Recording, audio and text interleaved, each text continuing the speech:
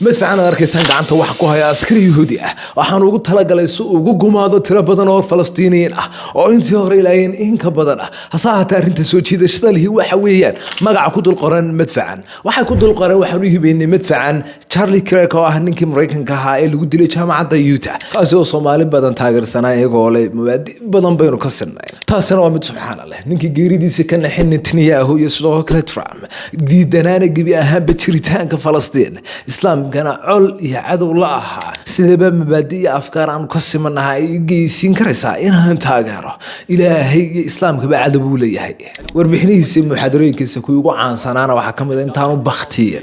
فلسطين وحنا الله بياراتي ما شرتوا دول كنا ميسن لهانترين قد يدون دنا وحكتشرا متشران قاتي سنتني ضد كان معلوش وقول انت غزانا وحود وبوج إسرائيل بقول كوس حسنتي طلعها بول بويقاتو هذا تشارلي كريك أحيدين له فيديو يان تشيرين ما عاد يان تشيرين بس فلسطين بنشيرين فلسطين ويسي تشيرين دون تاواني تشيرتي إدانس لكن تشيرين إن دنيا تشوقنا هذا هو عادي إلهي إسلام كمسلمين تبع قولي السلام عليكم.